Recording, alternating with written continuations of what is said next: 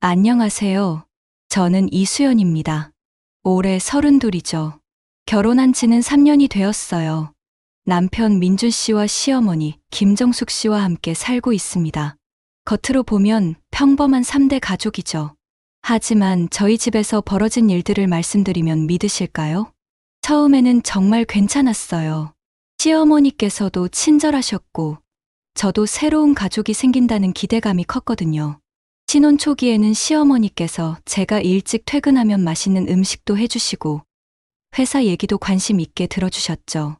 수리연아, 회사에서 힘든 일 있으면 언제든 얘기해. 내가 들어줄게. 그때는 정말 따뜻한 분이라고 생각했어요. 친정 엄마보다도 더 세심하게 챙겨주시는 것 같았죠. 하지만 결혼 1년이 지나면서 분위기가 조금씩 달라지기 시작했어요. 처음에는 미묘한 변화였습니다. 제가 늦게 들어오면 표정이 굳어지시더라고요. 요즘 회사 일이 많아? 이런 식으로 물어보시는데 뭔가 다른 의미가 담긴 것 같았어요. 그냥 제 착각인가 싶어서 넘어갔죠. 결혼 2년 차가 되자 더 노골적이었습니다. 저희 부부 방을 청소하신다며 자주 들어오셨어요. 처음에는 고마운 마음이었는데 나중에 생각해보니 뭔가 이상했죠. 화장대 서랍이 조금씩 정리되어 있는 거예요. 제가 어떻게 놔둔 건지 기억하는데 미묘하게 위치가 바뀌어 있었죠. 그때도 그냥 청소하시다가 그런 건가 했어요. 민준 씨한테 얘기해봐도 별 관심이 없었어요. 엄마가 워낙 깔끔하신 분이야. 그냥 정리정돈 좋아하시는 거지 뭐. 남편은 어머니 편이었습니다. 아니, 정확히는 어머니 말씀에 절대 반대하지 않는 사람이었죠. 어릴 때부터 홀어머니 밑에서 자란 민주 씨는 어머니 말씀을 어기는 법을 모르는 것 같았어요. 30대 중반이 된 지금도 어머니 앞에서는 여전히 어린애 같았죠. 그런 남편을 보면서 처음에는 효자라고 생각했어요. 하지만 점점 답답해지기 시작했습니다. 부부간의 문제도 어머니께 먼저 상의하는 남편을 보면서 말이에요. 결혼 3년 차가 되자 시어머니의 관심사가 확실해졌습니다. 아이 얘기였어요. 처음에는 은근슬쩍 돌려서 말씀하셨죠. 요즘 동네에 애기들이 참 많이 보여. 보기 좋더라. 이런 식으로 시작해서 점점 직접적이 되었어요. 저도 언젠가는 아이를 가질 생각이 있었지만 아직은 회사 일도 안정시키고 싶었고 좀 더 준비하고 싶었거든요. 하지만 시어머니 생각은 달랐습니다. 결혼했으면 당연히 바로 아이를 가져야 한다고 생각하시는 분이었죠. 그때까지만 해도 저는 몰랐어요. 시어머니께서 제 몸을 얼마나 세밀하게 관찰하고 계셨는지를요. 결혼 3년이 지난 어느 날이었어요. 회사에서 특히 힘든 하루를 보내고 집에 들어갔죠. 새로운 프로젝트 때문에 스트레스를 많이 받고 있던 시기였어요. 어머니, 저 왔습니다. 거실에 들어서자 시어머니께서 소파에 앉아 계셨어요. 평소와 다른 표정이었죠. 뭔가 심각해 보였어요. 어서 와, 수연아. 그런데 너 얼굴이 왜 이렇게 헬쑥해졌어? 거울을 보니 정말 얼굴이 야위어 보였어요. 최근 업무 스트레스 때문에 식욕도 없었고 잠도 제대로 못 자고 있었거든요. 아, 그냥 일이 좀 바빠서 그래요. 일. 여자가 밖에서 너무 뛰어다니니까 얼굴에서 여성스러움이 없어지는 거야. 시어머니 말씀에 뭔가 가시가 돋친 것 같았어요. 평소에도 제가 회사 일을 하는 것에 대해 그리 좋게 보지 않으셨거든요. 저녁 식사를 하는 동안 시어머니께서 본격적으로 말씀을 꺼내셨죠. 수연아, 솔직히 말할게. 결혼한 지 3년인데 뱃속 소식이 없으니까 동네에서 뭐라고 하는 줄 알아? 갑자기 가슴이 뛰기 시작했어요. 무슨 말씀을 하실지 예상이 됐거든요. 저 집며느리 혹시 문제 있나 이러고 있어. 얼굴이 확 달아올랐어요. 동네 사람들이 저에 대해 그런 얘기를 한다는 게 믿기지 않았죠. 어머니, 그런 말씀은. 사실이잖아. 나이 32에 애도 못 낳으면 여자 역할을 제대로 못하는 거지. 여자 역할이라는 말이 가슴에 박혔어요. 저는 회사에서 열심히 일하고 집에서도 나름대로 며느리 역할을 하려고 노력했는데 아이를 안 낳았다는 이유로 여자 역할을 못한다고 하시는 거였죠. 옆집 며느리는 결혼하자마자 바로 임신했는데 너는 뭐가 문제야? 몸에 이상이라도 있는 거 아니야? 목구멍이 메었어요. 울고 싶었지만 참았죠. 이런 상황에서 울면 더 약해 보일 것 같았거든요. 어머니, 울지 말고 대답해. 병원에서 검사는 받아봤어? 그때 민준 씨가 작은 목소리로 말했어요. 엄마, 그래도 그래도 뭐야? 너도 남자면 확실히 해. 3년 동안 뭐 했어? 민준 씨마저 시어머니께 당황하는 모습을 보니 더 절망적이었어요. 남편이 제 편이 되어줄 거라는 기대는 처음부터 잘못된 거였죠. 그날 밤, 방에 들어가서 혼자 많은 생각을 했어요. 결혼이라는 게 이런 건가 싶었죠. 제 인생에 선택권이 하나도 없는 것 같았어요. 민준 씨는 씻고 나와서도 별말이 없었어요. 어머니 말씀이 틀렸다고 위로해주지도 않았죠. 수연아, 엄마 말씀도 이해해줘. 손주 보고 싶으신 마음이시니까. 결국 남편도 어머니 편이었어요. 그날 밤 잠들기 전까지 눈물이 계속 났죠. 그 일이 있고 며칠 후부터 이상한 일들이 벌어지기 시작했어요. 처음에는 제가 예민해져서 그런가 싶었는데 점점 확실해졌죠. 화장실에 가보면 제가 사용한 생리대 포장지가 이상하게 정리되어 있었어요. 저는 보통 휴지통에 그냥 버리는데 누군가 뜯어서 확인한 것처럼 펼쳐져 있었죠. 처음에는 착각인가 싶었어요. 그런데 한 번, 두 번 계속 반복되니까 의심스러워지기 시작했죠. 어느 날은 제 화장대 서랍이 미묘하게 정리되어 있었어요. 제가 어떻게 놔뒀는지 분명히 기억하는데 위치가 바뀌어 있었죠. 특히 생리대와 여성용품이 들어있는 서랍이었어요. 가장 충격적이었던 건 제 달력이었어요. 제 방 책상 위에 놔둔 달력에 누군가 연필로 작은 점을 찍어둔 거예요.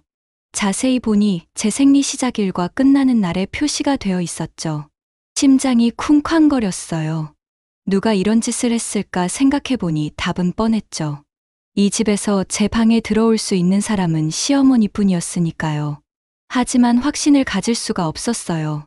혹시 제가 잘못 본 건 아닐까, 너무 예민하게 반응하는 건 아닐까 싶었거든요. 민준 씨한테 얘기해볼까 생각도 했지만 뭐라고 말해야 할지 모르겠더라고요. 어머니가 제 생리 주기를 체크하고 있는 것 같다고 말하면 믿을까요? 며칠 더 지켜보기로 했어요. 그런데 상황은 더 심해졌죠. 어느 날 회사에서 일찍 퇴근해서 집에 들어갔는데 시어머니께서 제 방에서 나오시는 걸 봤어요. 어머니, 뭐 하세요? 아, 수연아 왔어? 그냥 청소 좀 하려고. 그런데 제 방은 아침에 제가 이미 정리해둔 상태였어요. 굳이 청소할 게 없었죠. 시어머니께서 나가신 후에 방을 확인해 보니 화장대 서랍이 또 뒤져진 흔적이 있었어요. 이번에는 확실했죠. 그날 저녁 시어머니께서 민준 씨를 따로 부르시는 걸 들었어요. 문이 닫혀 있어서 대화 내용은 잘 안 들렸지만 제 이름이 몇 번 나오는 걸 들었죠. 불안한 마음에 문 앞에서 귀를 기울여 봤어요. 15일쯤 되면 배란일이. 이런 단어들이 들렸죠. 그 순간 온몸이 소름 끼쳤어요. 시어머니께서 제 생리 주기를 파악해서 민준 씨한테 알려주고 계신 거였어요. 제 몸이 감시당하고 있다는 생각에 기분이 너무 나빴죠. 결혼해서 시집 왔다고 제 몸이 시어머니 소유가 된 건 아닌데 왜 이런 일을 당해야 하는지 이해할 수 없었어요. 그날 밤 민준 씨가 유난히 저한테 다정하게 굴었어요. 평소에는 그냥 인사 정도만 하고 각자 할 일 하는데 그날은 계속 말을 걸고 스킨십을 시도했죠. 혹시 오늘 컨디션 어때? 왜 피곤하지 않아? 이런 식으로 묻는 것도 이상했어요. 평소에는 제 컨디션에 별 관심이 없던 사람이었거든요. 모든 게 계획된 것 같아서 소름이 돋았어요. 며칠 후 더 충격적인 일이 벌어졌어요. 민준 씨와 시어머니가 거실에서 대화하는 걸 우연히 들게 되었죠. 회사에서 서류를 깜빡해서 다시 집에 왔는데 현관에서 신발을 벗다가 들린 거예요. 민준아, 이리 와. 중요한 얘기가 있어. 시어머니 목소리가 평소보다 급했어요. 네. 엄마, 수연이 그날 끝났어. 오늘부터 일주일이 중요한 시기야. 그 순간 온몸에 전기가 흐르는 것 같았어요. 시어머니께서 제 생리 주기를 정확히 파악하고 계신 거였죠. 엄마, 그런 말씀을. 민준 씨도 당황하는 목소리였어요. 뭐가 부끄러워. 나도 이렇게 해서 너를 가졌어. 자연스러운 거야. 자연스럽다고요? 며느리의 생리 주기를 체크해서 아들한테 알려주는 게 자연스러운 일인가요? 특히 15일, 16일, 17일. 이 사흘 동안은 일찍 들어와서 수연이랑 시간 보내.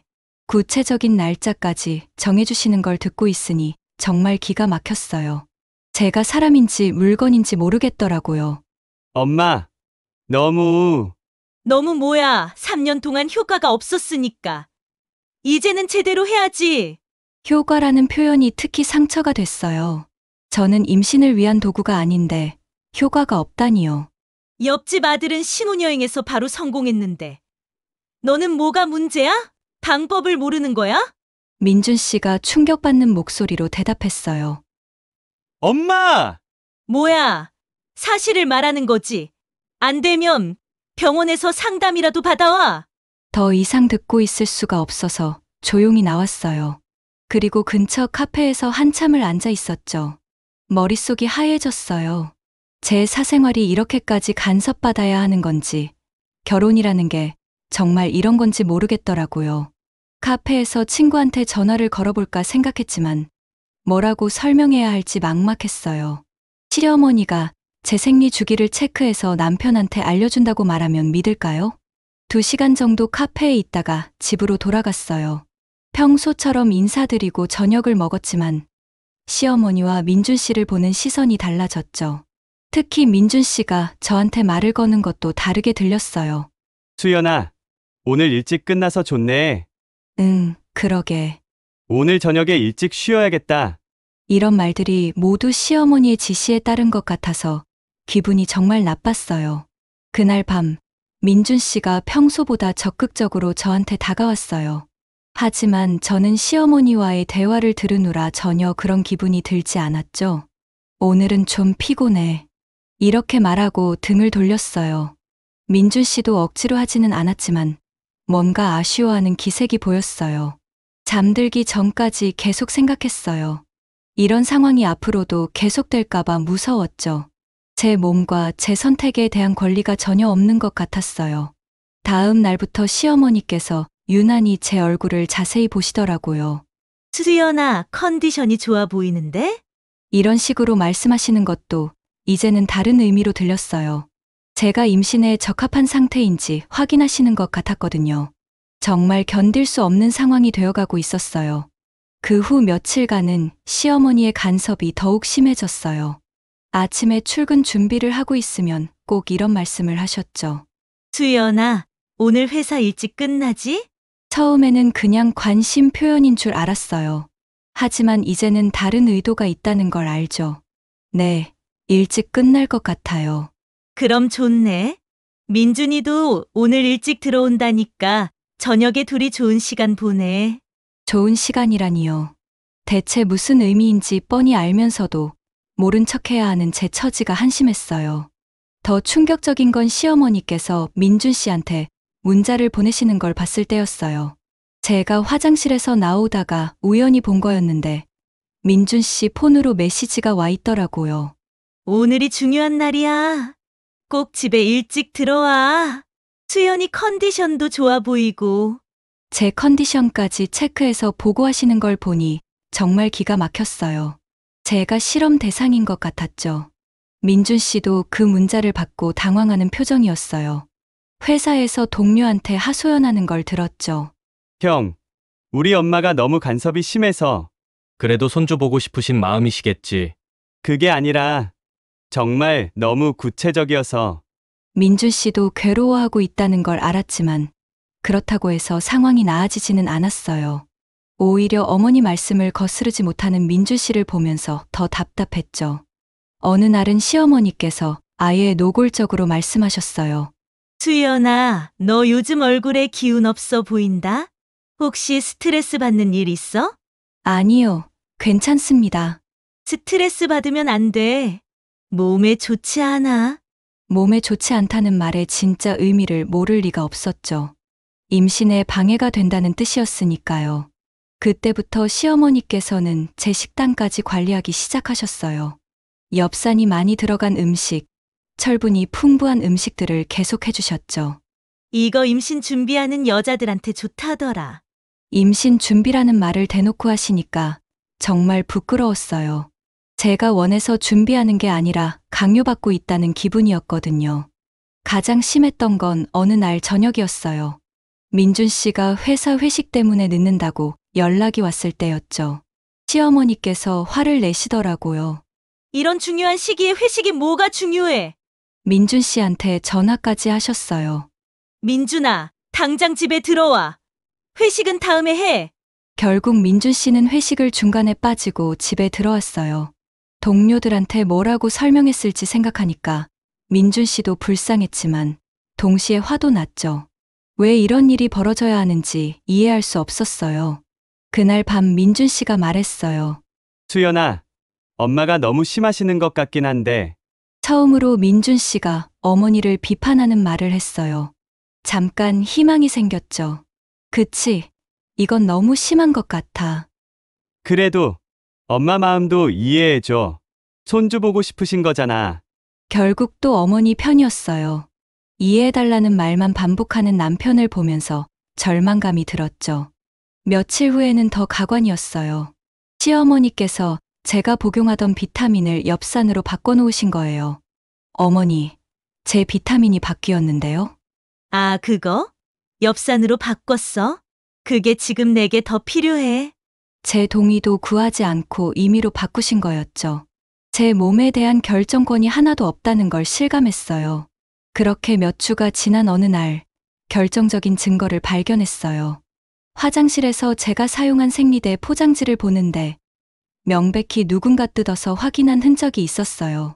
이번에는 확실했죠. 더 이상 의심할 여지가 없었어요. 심장이 뛰면서 화가 치밀어 올랐어요.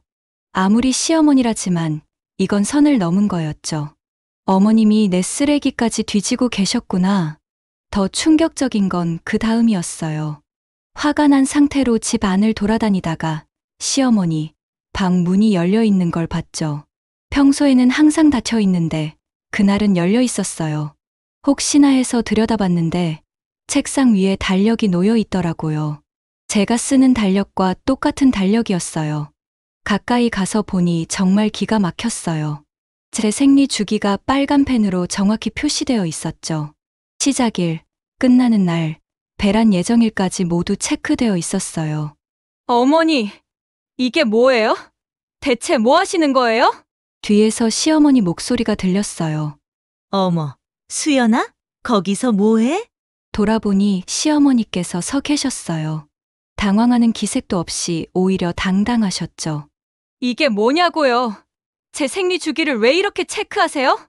뭐가 어때서 며느리 관리하는 게 시어머니 역할이지. 내가 알아서 안 하니까 내가 하는 거야. 관리라고요? 제가 관리받아야 할 대상인가요? 관리요?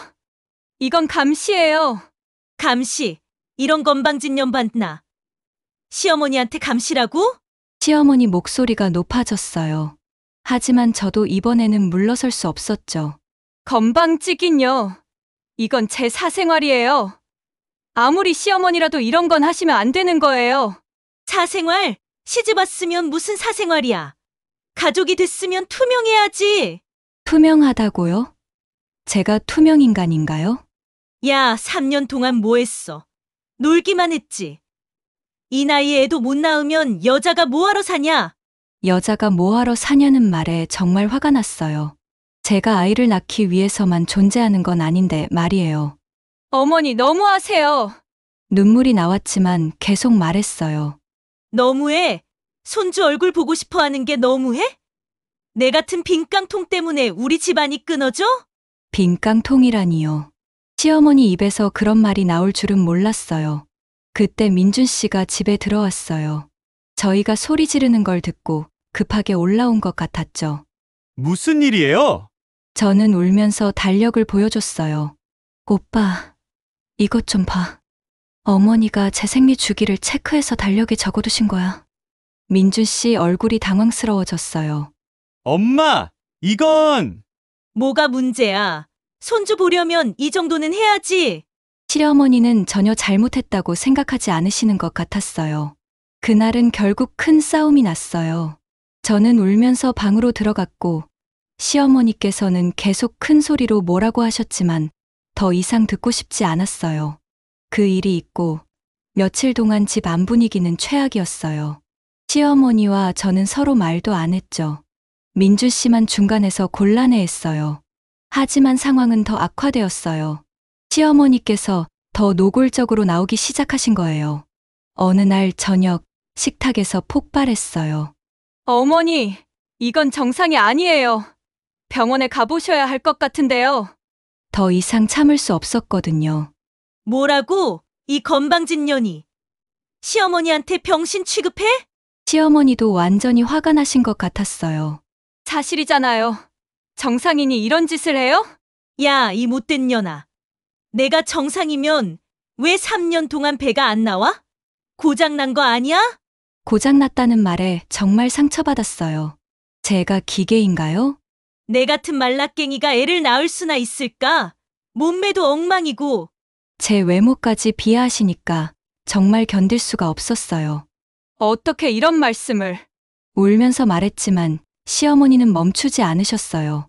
어떻게 사실을 말하는 거지? 내 친정에서도 이런 불량품을 보냈나? 친정 얘기까지 나오니까 정말 화가 났어요. 내 어머니는 뭐하냐? 딸 교육을 이따위로 시켰나? 결혼해서 애도 못 낳는 딸을 키웠어? 제 엄마 욕은 하지 마세요. 욕? 이게 욕이야? 그럼 애를 낳던가. 3년 동안 우리 집 밥만 축 내고. 밥만 축낸다는 말까지 하시니까 정말 억울했어요. 저도 집안일하고 나름대로 노력했는데 말이에요. 그때 민준 씨가 들어왔는데 시어머니께서 민준 씨한테도 화를 내셨어요. 너도 문제야. 남자가 제 역할을 못하니까 이 꼴이지. 엄마! 엄마 소리 하지 마. 무능한 놈. 다른 여자 데려와도 쟤보다 나았겠다. 민준 씨까지 공격하시니까 상황이 더 복잡해졌어요. 저도 더 이상 참을 수 없어서 반격했어요. 어머니야말로 뭐예요? 늙어서 할 일 없으니까 이런 짓거리나 하고. 뭐라고? 이 나쁜 년이. 시어머니 얼굴이 새하얘지셨어요. 그날 밤은 정말 최악이었어요. 집 안이 완전히 뒤집어진 것 같았죠. 저는 방에서 나오지 않았고 시어머니께서도 방문을 쾅쾅 닫으시며 화내셨어요. 민주 씨는 어쩔 줄 몰라 하더라고요. 어머니와 아내 사이에서 누구 편을 들어야 할지 모르겠다는 표정이었어요. 그날 밤 정말 많은 생각을 했어요. 이 집에서 더 이상 살 수 있을까? 결혼 생활을 계속할 수 있을까 하는 생각들이요. 그 싸움이 있고 며칠 후 제가 가장 두려워했던 일이 벌어졌어요. 민준 씨가 시어머니 편을 든 거예요. 처음에는 중립을 지키려고 노력하는 것 같았어요. 하지만 시어머니의 압박이 계속되자 결국 굴복하고 말았죠. 어느 날 저녁 민준 씨가 저한테 화를 내더라고요. 수연아! 엄마 말이 맞아! 내가 너무 이기적이야! 믿을 수 없었어요. 그동안 제 편이라고 생각했던 남편이 이런 말을 하다니요. 뭐라고? 3년 동안 뭐 했어? 나도 창피해! 친구들은 다 애둘씩 낳았는데 창피하다는 말이 가슴에 박혔어요. 제가 민준 씨한테 창피한 존재였던 거예요. 솔직히 말할게. 나도 이제 지쳤어. 내가 문제가 있으면 병원 가서 치료받아. 오빠, 어떻게 그런 말을? 눈물이 났지만 민주 씨는 멈추지 않았어요. 어떻게? 사실이잖아. 친구들이 뭐라고 하는 줄 알아? 야, 너 애 언제 가져? 이런 소리 듣기 싫어. 결국 민준 씨도 주변 시선 때문에 저를 부담스러워하고 있었던 거예요. 시어머니께서 승리한 듯이 말씀하셨어요. 그래. 역시 우리 민준이 이제야 정신 차렸네. 그리고 저한테 말씀하셨죠. 이제 알겠지? 남편도 지쳤어. 내 혼자 뭘 어쩔 수 있어? 정말 절망적이었어요. 가장 제 편이어야 할 남편마저 등을 돌린 거였으니까요. 시어머니는 마지막 카드를 꺼내셨어요. 수리연아, 진짜 마지막으로 말해줄게. 내가 이럴 거면 다른 방법을 생각해 봐야겠어. 다른 방법이요? 그래, 우리 핏줄이어야 하잖아. 내가 안 되면 이혼을 암시하는 말이었어요. 직접적으로 말씀하지는 않았지만 의미는 분명했죠. 민준 씨도 비겁하게 동조했어요. 수연아, 엄마 말도 틀린 건 아니야. 오빠까지 절규하듯이 말했어요. 정말 혼자가 된 기분이었어요. 맞아. 옆집 조카딸 아직 시집 안 갔던데. 그 애는 젊고 건강해. 시어머니께서 대놓고 다른 여자 얘기까지 하시니까 더 이상 견딜 수가 없었어요. 그날 밤 혼자 방에서 생각했어요. 내가 뭘 잘못했지. 결혼이 이런 거였나. 이건 결혼이 아니라 지옥이었구나. 정말 절망적이었어요. 제가 선택할 수 있는 게 아무것도 없는 것 같았죠. 남편도 시어머니도 모두 저를 하나의 도구로만 보고 있었어요. 그때 결심했어요. 더 이상 이렇게 살 수는 없다고요. 뭔가 변해야 한다고요. 며칠 동안 고민하다가 결국 결심했어요. 더 이상 숨기지 않기로 한 거죠. 제가 왜 아이를 미루고 있었는지 진실을 말하기로 했어요. 그날 저녁 온 가족이 모인 자리에서 말했어요. 어머니, 정말 마지막으로 말씀드릴게요. 저도 언젠가는 아이를 가질 생각이 있어요. 하지만 이런 식으로는 절대 안 돼요. 시어머니께서 비웃듯이 말씀하셨어요. 이런 식이 뭐가 문제야? 우리 때는 다 이렇게 했어. 시대가 달라졌어요. 이제는 부부가 서로 상의해서 결정하는 거예요. 하지만 시어머니는 들으려 하지 않으셨어요. 수연아, 정말 솔직히 말할게. 너 이렇게 나올 거면 다른 며느리 구하는 것도 방법이야. 드디어 본심을 드러내신 거였어요. 민준 씨도 충격받은 표정이었지만 강하게 반대하지는 않았어요. 어머니, 그건 너무하시는 거 아니에요? 너무해. 손주도 안 낳아주는 며느리가 무슨 소용이야. 그때 저는 숨겨왔던 진실을 말했어요.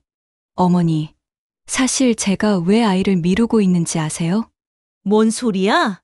저 몇 년 전에 수술을 받았어요. 임신이 쉽지 않은 상태예요. 순간 거실이 조용해졌어요. 민준 씨가 놀라며 말했어요. 수연아, 그런 걸 왜 말 안 했어? 말하면 어머니가 더 스트레스 받으실까봐. 정말 그랬어요. 처음부터 말씀드리면 더 큰 문제가 될 것 같아서 숨겨왔던 거였죠.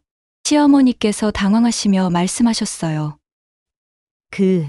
그럼 왜 진작 말 안 했어? 병원에서도 스트레스 받으면 더 안 좋다고 했거든요. 그런데 어머니가 계속 이렇게 압박하시니까 제 목소리가 떨렸어요. 그동안 얼마나 힘들었는지 모르실 거예요. 민준 씨가 그제야 깨달은 듯이 말했어요. 엄마, 우리가 수연이한테 너무했네요. 시어머니께서도 당황하시는 게 보였어요. 나는 몰랐잖아. 몰라서 그런 짓을 하신 거예요?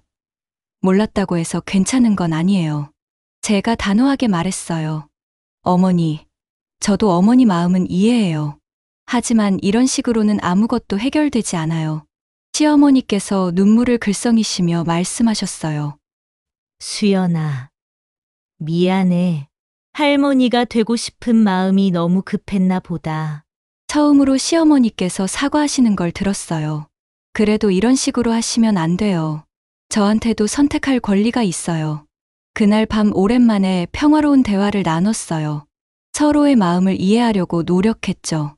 물론 하루아침에 모든 게 해결되지는 않았어요. 하지만 진실을 말한 후로 분위기는 많이 달라졌어요. 그 후 며칠이 지나면서 집안 분위기가 조금씩 나아졌어요. 시어머니께서는 더 이상 제 생리 주기를 체크하지 않으셨고, 민준 씨도 저를 이해하려고 노력했어요. 시어머니께서 어느 날 저한테 말씀하셨어요. 수연아, 그동안 정말 미안했다. 너무 조급했나 보다. 괜찮아요, 어머니. 저도 진작 말씀드렸어야 했는데. 앞으로는 내 뜻을 존중할게. 병원 치료도 천천히 받고. 정말 고마웠어요. 이해해 주신다는 게요. 민준 씨도 변했어요. 더 이상 어머니 말씀만 따르지 않고 제 의견도 물어보기 시작했죠. 수연아, 앞으로 우리 둘이 상의해서 결정하자. 고마워, 오빠. 물론 쉽지는 않았어요. 오랫동안 쌓인 상처들이 하루아침에 사라지지는 않았거든요. 하지만 서로 노력하면서 조금씩 관계가 개선되었어요. 병원 치료도 시작했어요. 의사 선생님께서 스트레스가 많이 줄어든 것 같다고 하시더라고요. 그동안 얼마나 많은 스트레스를 받고 있었는지 알 수 있었죠. 환자분, 컨디션이 많이 좋아지셨네요. 이런 상태를 유지하시면 좋은 결과가 있을 거예요. 희망이 생겼어요. 물론 임신이 보장되는 건 아니지만 최소한 스트레스 없이 치료받을 수 있게 된 거죠. 시어머니께서도 달라지셨어요. 더 이상 손주 얘기를 강요하지 않으시고 제 건강을 먼저 걱정해 주셨어요. 수연아, 무리하지 말고 천천히 해. 건강이 가장 중요해. 이런 말씀을 들으니까 정말 감동이었어요. 지금은 6개월이 지났어요. 완전히 예전 관계로 돌아간 건 아니지만 서로 존중하면서 살고 있어요. 가끔 시어머니께서 아이 얘기를 하실 때도 있지만 예전처럼 강요하지는 않으세요. 언젠가는 예쁜 손주 보여줄 거지? 이렇게 말씀하시면 저도 웃으면서 대답해요. 네, 어머니. 좋은 소식 있으면 가장 먼저 알려드릴게요. 결혼이라는 게 정말 어려운 것 같아요. 서로 다른 환경에서 자란 사람들이 한 가족이 되는 건 쉽지 않죠. 하지만 서로 이해하려고 노력하면 불가능한 일은 아닌 것 같아요. 지금 생각해보면 그때가 전환점이었던 것 같아요. 진실을 말하기까지 정말 힘들었지만 그 용기가 모든 걸 바꿔놓았죠. 요즘은 병원 치료를 받으면서 희망을 가지고 있어요. 결과가 어떻게 될지는 모르지만 최소한 가족들의 지지를 받으면서 할 수 있게 되었으니까요. 시어머니께서도 이제는 제가 좋아하는 음식을 해주시고 회사 일도 응원해주세요.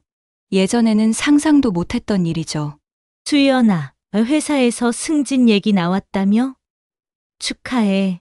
이런 말씀을 들으니까 정말 기뻤어요. 제가 아이 낳는 기계가 아니라 하나의 인격체로 인정받는다는 느낌이었거든요. 민준 씨와의 관계도 많이 좋아졌어요.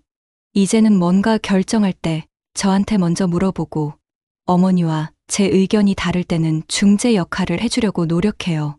수연아, 이번 주말에 뭐 하고 싶어? 우리 둘이 데이트라도 할까? 이런 말을 들으니까 신혼 때 생각이 났어요.